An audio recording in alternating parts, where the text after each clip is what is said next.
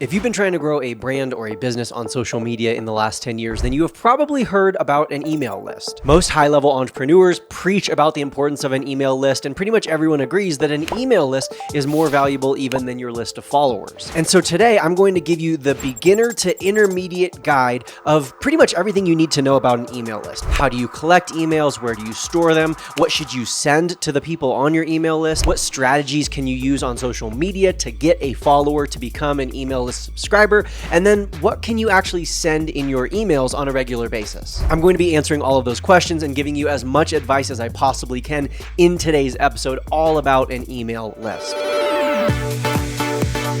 Now, don't just take my word for it. Here are some actual statistics relating to the value of an email list. On average, every $1 that you spend on email marketing, you generate $42 in return. According to a study by Smart Insights, the average email list grows by 10 to 15% each year, which is equal to or greater than the average Instagram account's growth rate each year. And according to a survey by Litmus, email marketing equates for 20 to 25% of businesses' average annual revenue. So if you're someone who either doesn't have an email list or you have one, but you just aren't really that active with it, you could potentially be missing out on 20 to 25% of your annual revenue just by not taking advantage of the things we're going to talk about in today's episode. Now, there are numerous ways to grow an email list. You can run ads to grow an email list. If you have like a physical location business, you can grow your email list in person. There's a lot of different ways to go about it. But today, we are going to specifically focus on using your organic social media to grow your email list. And besides all of those statistics that I just shared, this is really important because you can lose access to your social media at any time. If you've been active on Instagram in the last 30 days or so, then you've probably seen at least a handful of the ongoing glitches that Instagram is facing. To put it nicely, Instagram has been a very challenging place over the month of April and March 2024. There have been a lot of glitches, including numerous crashes. Hundreds of thousands of people have lost access to their Instagram accounts, and many of those people still have not gotten back their Instagram account. A lot of people have lost the ability to post stories or reels, and a lot of other critical features have just been randomly disappearing. And that's just with Instagram crashes. That doesn't consider the fact that people are always getting wrongfully disabled, their accounts taken down, their posts getting removed, and every single day, hundreds of thousands of people are getting their Instagram and Facebook accounts hacked. I say that not to scare you, but to give you the honest truth, which is that you can lose access to your followers at any time. It doesn't matter if you have 10 million followers or 10 followers, those followers are ultimately very fragile because you don't own Instagram. You don't even own the right to access those followers. You could lose access at any time, which means suddenly all of that hard work that you put in to gain those followers was kind of for nothing because now you have no way to contact those people. And not to mention all of the work that you put in creating all that content. If you don't have that content saved somewhere, boom, in an instant, you could lose access to all of that content.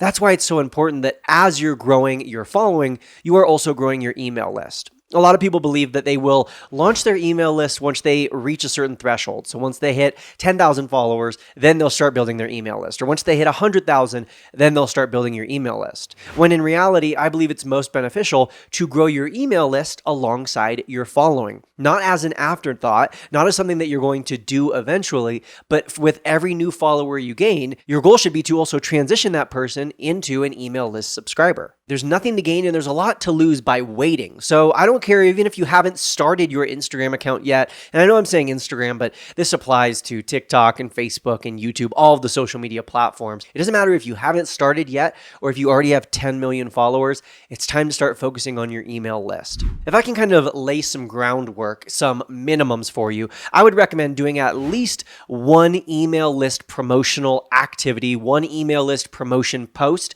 per week. Now, that might be a story on Instagram, that might be a TikTok video, that might be a shout out in one of your YouTube videos or your podcast episodes, but at a minimum, one activity per week that's going to grow your email list. But ideally, you should be doing more than that. Ideally, it should be 4 to 7 times per week. Yes, that means even ideally once per day. The most successful business owners who I've talked to and interviewed all echo that they're doing things on a daily basis to grow their email list because they know that even though views are nice and followers are cool, those things are futile and the email list is what really matters. But before we get into the actual strategies that you can use and that I'm going to share with you to grow your email list, let's talk about, for those of you who are day one, you don't have an email list, or maybe you had one a few years ago and it's not active anymore. Let's talk about what you can use to even collect the emails. Like, what is the list, quote unquote? How do you send emails? How do you keep track of all of these things? What you're going to need is what's called a CRM platform. And CRM stands for Customer Relationship Management. It's a fancy term that basically means email list. And there's a wide variety of email list providers out there, all with slightly different features and slightly different price points. So I recommend just shopping around, watch a few YouTube videos that are maybe comparing and contrasting some of the popular ones, and figure out one that serves your needs in your current stage of business and also meets your budget. Some tools are going to be great for email list collection, but aren't going to give you the opportunity to also send emails to said list. Some of those platforms include Five, which is Five.me, Five.me. That's a great platform that integrates into your Instagram account and can help you automatically transition a lot of your followers into customers. Some other ones that I've used are StanStore. I have a StanStore link in my bio. That is STAN.store. StanStore is kind of like a link in bio or a link tree tool, but it also gives you the option to collect emails. And then another option is using ManyChat, which we've talked about many times on this show. And ManyChat doesn't necessarily directly store the emails for you, but ManyChat can integrate with a lot of other tools, including some of the tools that I've already mentioned and that I will be mentioning, to basically allow you to collect emails right from the DMs. So rather than having someone go to some sort of like landing page and then type in their email, they can actually just type in their email right in the direct messages, and then that can be saved and stored for you through ManyChat integration. So those are three tools that I've used that I would recommend if you're someone who just wants to collect emails. But then in terms of actually sending out the emails, you're not just going to use your Gmail account. You're not just going to open up Gmail and then copy and paste in the link of emails and send everyone like a mass message. Instead, there are certain platforms that are used to send out these mass messages, whether you're sending out 20 or you're sending out 20,000. Some that I've used in the past that can allow you to both collect and send emails that I would recommend are, number one, Kajabi, which is Kajabi,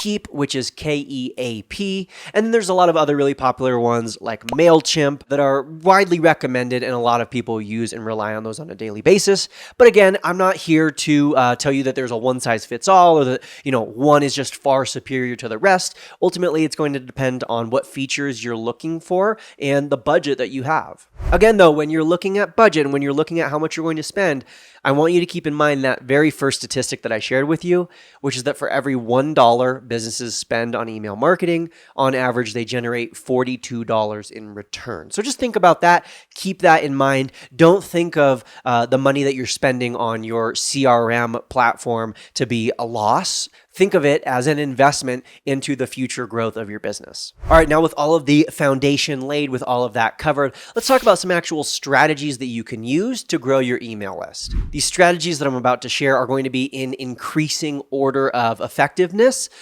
starting with the least effective and of course finishing with the most effective from what we've seen. Ultimately though, before we even get into these strategies, just like anything else, every audience is different, so try out different strategies to figure out what works best for you and your audience. And also, just because the last strategy that I share is the most effective doesn't mean that that's the only one you should use, right? Use a variety of different strategies to basically test out different things and make sure that you're not just blindly following what someone like me shares. Always test and try things out for yourself and take things with a grain of salt. All right, but let's get into the actual strategies. Number one strategy is just the direct sign up. Basically saying, here's the link to sign up for my email list. If you want to join, here's where you can type in your info and sign up. Of course, it's going to be the least effective because unless you're someone who people already admire or look to for advice, or they really care about the things that you're sharing, maybe you're like an influencer, there's not going to be a huge draw to sign up for your email list just to sign up. Like if Kim Kardashian was like, here's the link for my email list, sign up, she would get a lot of people signing up. But if she used one of these other strategies that I'm about to share, she would likely get even more. The second strategy is to sign up in order to receive a discount. This is one that is super popular with like the big brands, the big name businesses. Like I guarantee you, if you go to any major business's website, like, I don't know, the first ones that come to mind are like Target or IKEA or something like that. If you go to their website and spend a few minutes there, you will either get some sort of pop-up that's like, hey, insert your email and get 10% off. Or when you go to checkout, it's like sign up and receive 10% off. Essentially, that's what they're doing. They're getting your email and they're giving you a small discount in exchange. You, as the consumer, feel very motivated to put in your email because you're like, okay, awesome. I'm going to get 10 or 15 or 20% off. But they, as the business, as the brand, they see the value in that because now they have your email. And so sure, they might make 10% less on that sale, but the thought is over time, they're going to be able to sell more to you because they have your email. And that email is so valuable, especially for us business owners, because not only can Instagram be taken away in a minute, you can lose access to your followers, yada, yada, yada.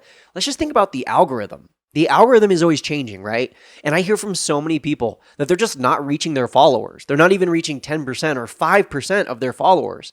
So yeah, you could have 100,000 followers, but even if your account isn't hacked or isn't disabled, even if you have access and you post every single day, you still might not even reach 10,000 of those people or 1,000 of those people because of the way the algorithms work. That's different than when you have someone's email. When you have someone's email, unless your email is getting like automatically filtered to spam, which can happen, unless that's happening, you're showing up in someone's inbox. And last time I checked, almost every email inbox is sorted in chronological order, which means that there isn't really an algorithm that's determining whether or not someone sees your email. Instead, when you send them the email, boom, it shows up in their inbox. And if they have their email notifications turned on, they're also going to get a notification on their phone and maybe also even on their computer. So it's just that much more effective and powerful and reliable for reaching the people that you want to reach. Idea number 3 is providing value in a different way. Rather than being a discount on a product, it's going to be offering some value in the email itself. We're going to get more into this later when we talk about the difference between benefits and features. But basically think about if you're planning your email list ahead of time, what are you going to be sending to people? Like, why should they subscribe other than just for promotional emails? If you're IKEA, there's nothing really valuable or educational or all that useful that they're going to be sending out every single week besides just the latest promotion. But if you're someone like myself, I can provide value in the email. So when I'm sending out emails, I can give Instagram tips. I can give social media advice. I can give, ideas for what to post on your reels. That is value. And if I have a plan in ahead of time, like, hey, every single week I'm going to send out 10 trending audio ideas for Instagram. That is value. And so advertising that and talking about that can encourage more people to sign up for my email list. It's not just sign up for my email list so that you sign up. It's not just sign up so that you can get 10% off. It's sign up and I will send you this valuable thing on a weekly or monthly or some sort of routine basis. And then the fourth strategy that we find very effective, again, this is the most effective strategy that we have found for growing an email list, is offering what is called a freebie or a freemium, or oftentimes internally, it's called a lead magnet. It's essentially giving your email list subscribers something for free, air quotes around the word free, in exchange for their email. This is another thing that's very, very popular, especially within the space of people who are like online educators or entrepreneurs, people who have courses. Essentially, you're giving away something of immediate return. I'll give you an example of some of the things we offer as freebies, freemiums, lead magnets from the InstaClubHub. We have 25 viral hook ideas. So if you're someone who needs to create hooks for your Instagram, you give us your email and then we give you that free list of 25 ideas. Now we have the opportunity to market to you, to sell to you, to promote to you in the future.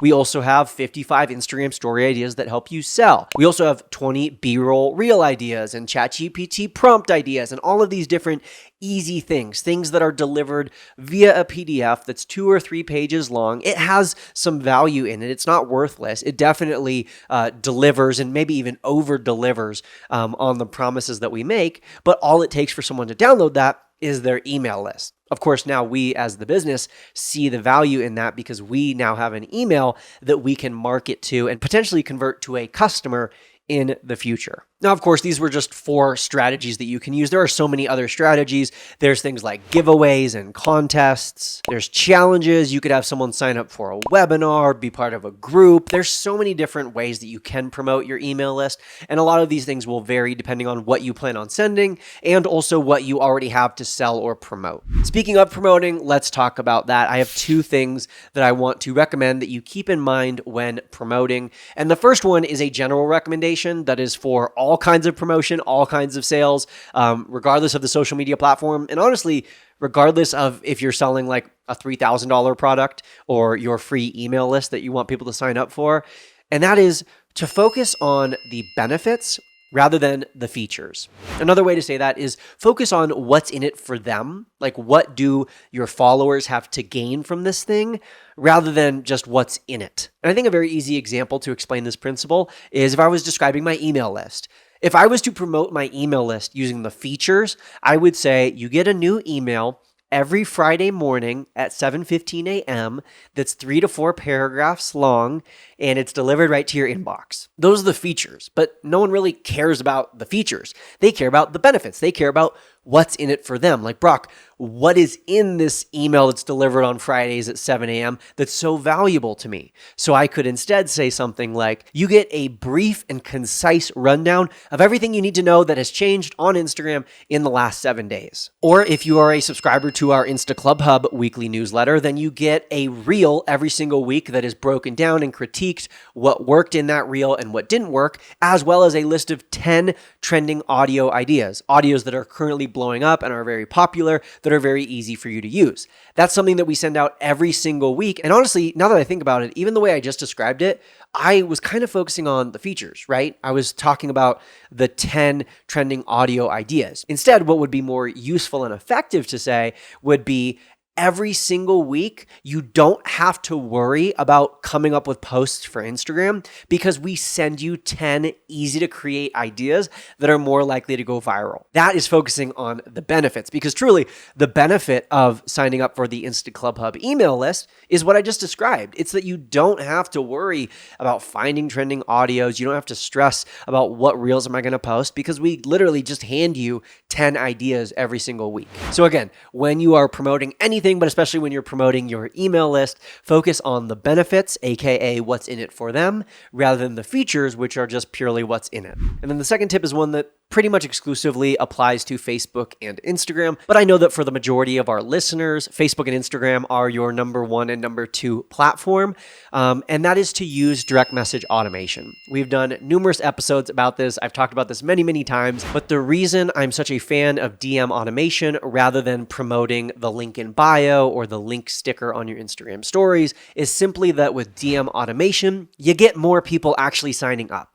You get more people seeing the post, more people engaging with the post, more people clicking on the link, and thus more people becoming customers or email list subscribers than if you were to just use the plain old link in bio or the link on your stories. All right, now let's talk about a very common question, and a question that I honestly had myself recently, which is, what goes into an email? Like, what are the best practices of how long your subject line should be? How long should your email be? Should you put a lot of photos or a lot of GIFs? Should you have big bold text? Like, what even should go into an email? And I recently interviewed a great email list expert, Liz Wilcox, who, if that name sounds familiar, yes, she is on the current season of Survivor. But I interviewed her and I asked her all of these questions, honestly, for selfish reasons, because I wanted to know the answer for my own email list.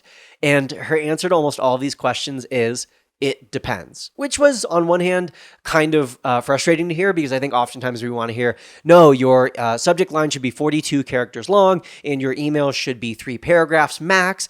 But on the other hand, it's actually very refreshing, and I think it gives us a lot of freedom when you hear it depends. So really what her big lesson was that just like on social media, just like I teach with Instagram, every audience is different. Every creator is different. Let's think about my mom. someone who very famously has ADHD and struggles with ADHD. If you receive an email from her, it's not going to be paragraph after paragraph after paragraph. It's going to be sassy and fun, and it's going to be a little witty, and it's going to be brief. It's going to be bright, right? Those are the words she's always using. It's going to be a few sentences at a time, broken up into multiple, easy to consume paragraphs, rather than having these like long Harry Potter style, multi-paragraph essays. And so that very much fits with who she is and who her audience is. If you've ever been on my email list, which by the way, if you're not on my personal email list, you can go to emailbrock.com. I made it very easy for you. Just go to emailbrock.com and you can sign up for my email list. My emails are super short. They're, yes, often filled with typos. They're usually very informal and very funny, like I think I am. I like to think of myself as those things. But they're not long. They're not lengthy. They're not in-depth. They're very valuable, but they're usually concise. I'm not someone who likes to write long paragraphs. If you follow me on Instagram, you rarely see very long captions. And the same is true. It's mirrored in my emails that I send out as part of my email marketing. And I know for a lot of us, myself included, I overthink my emails and I think they need to be super formal, or they all need to be promoting and selling something, or that they need to be a certain structure every single time. And that's just not true. You can have variety and variability in your email list. And again, everything I'm sharing with you right now in regards to best practices for email marketing comes directly from Liz Wilcox in that interview. By the way, that was on my other podcast that I'm doing called Social Media Moneymakers. It's an interview only podcast.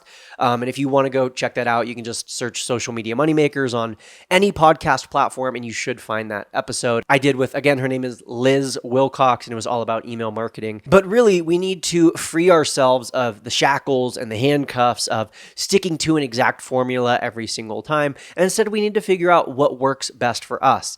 And even if for you, that means that you're going to write a 4-sentence email and you're going to send that email weekly because that's all you can realistically sustain. You can't commit to writing like a multi-paragraph, super valuable email that's being sent out every day, then that's fine. Just like I talk about on Instagram, consistency matters so much more in the long run rather than a short period of hyperfrequency followed by a long period of inactivity. And speaking of frequency, Liz said she would recommend at least 1 email a week, but if you can't sustain 1 email a week, even 1 every other week or 1 a month is a great frequency to start at. But there are some companies, some individuals, some entrepreneurs and brands who have scaled all the way up to 1 email a day. I don't know if that's necessarily possible for everyone, especially if you don't have like a team or at least a copywriter or someone to help you out with your emails. But at least 1 a week is usually a good number to start at. And for myself personally, that's the number that I am at for my email list right now. Now, I do say my email list because we do have different email lists within our business. I have a personal email list, which is just my customers and people who have signed up for my email list, but then we have a separate email list for the InstaClubHub. This very much helps with targeting and with segmenting so that we have people who have been interested in the club before, who have signed up for the InstaClubHub email list, who we can market to. And then I have a separate, smaller, more engaged community within my email list, which I can talk to about different things. And yes, I could promote the InstaClubHub, but I primarily use my personal email list to just serve people and give valuable tips and advice. Now, the final question that I want to talk about, the final topic is, what do you send to your email list? And I'm not just going to tell you it depends or every audience is different. Yes, those things are true, but I actually have 6 ideas for you of things that you can send to your email list, because I know that for myself personally, even after I talked with Liz, and even though I know the value of an email list, and I've had an email list for like 8 years now, I wasn't regularly sending an email because I didn't know what to send. But now that I've figured out an idea and I have something that I do send on a weekly basis that's very easy for me, it's become a lot easier and a lot more routine and a lot less hard or challenging or time consuming to come up with my weekly email. So idea number 1 is something that I've already kind of mentioned with the InstaClubHub weekly email, and that's a weekly list of ideas or tips or resources. With the InstaClubHub, we have the 10 trending audio ideas every week.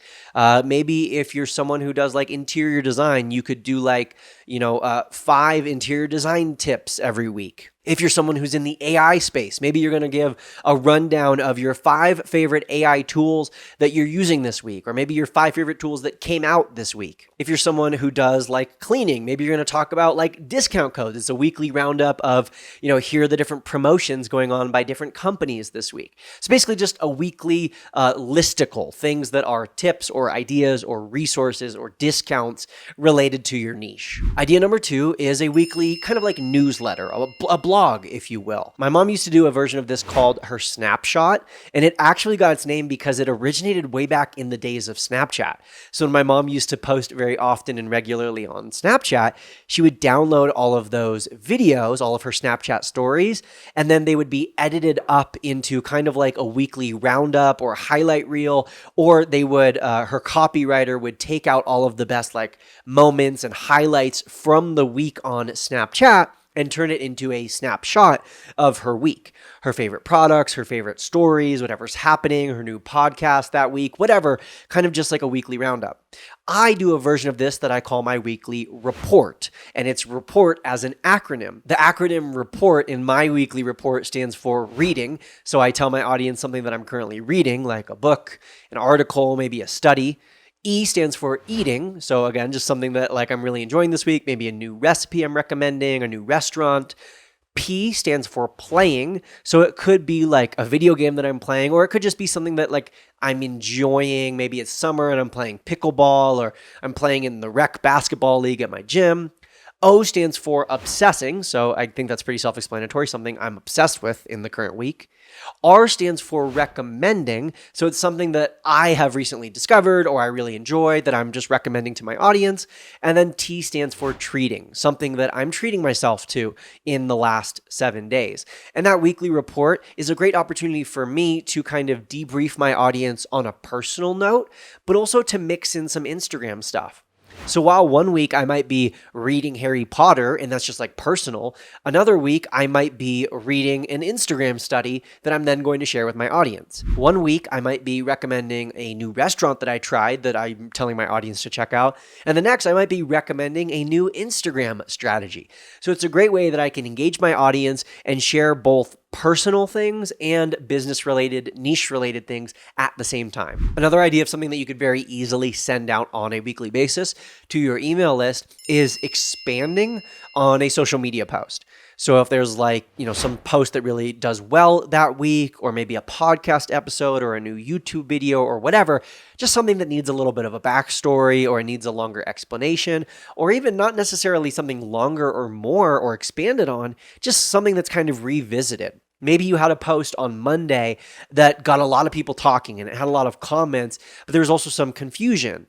So you're going to, on Friday, send out an email with that post attached, and you're going to explain it in better detail, or you're going to clarify something, or you're just going to kind of point to it again and be like, hey, a lot of people missed this, but this is really an important post to check out. Idea number 4 of something that you could send to your email list is you could share your thoughts on current events. Now, for some niches, this might be easier than others, and this might be something that's hard to send out on a weekly basis, depending on what your niche is.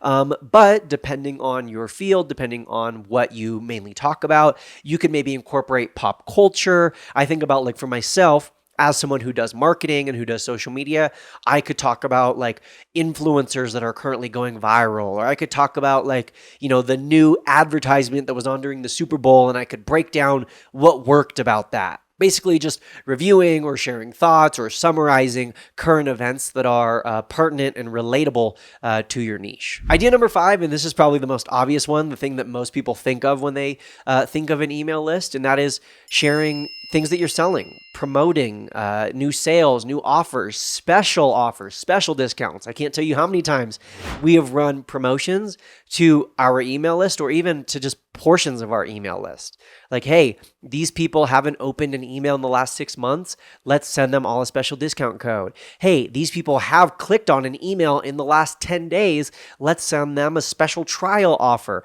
Giving these sort of special discounts or offers can really make people feel special for being on your email list and encourage them to open and engage with said list. Related, similar to that, and last but not least, another idea of something that you could send to your email list is early access to things. Maybe that's early access to a post before you post it. Maybe it's early access to a podcast or a YouTube video before you share it.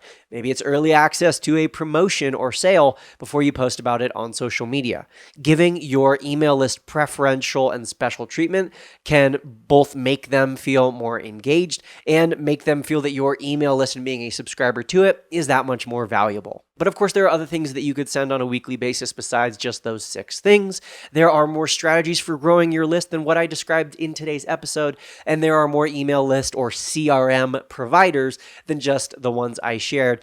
Ultimately, though, what I want you to take away from this is that you need to just start taking action. You need to create an email list, you need to sign up for one of these CRM platforms, and you need to start promoting it. If you decide in the future that you want to change your list, you can always just export that list and upload it to whatever new platform you're on. You can always change the thing you're sending on a weekly basis. You can always collect emails, even if you don't immediately know what you're going to be sending them. You can start collecting, and then you can decide in a few weeks what you're going to be sending them. But I really want you to just start taking action. The only wrong action is inaction. So I want you to make yourself homework or add to your to-do list to sign up for a CRM provider if you haven't already, and do at least one promotional activity this very week to grow your email list. Your future self will thank you for it, and I want to thank you for listening to today's episode. Thank you so much for being here. And as always, happy networking.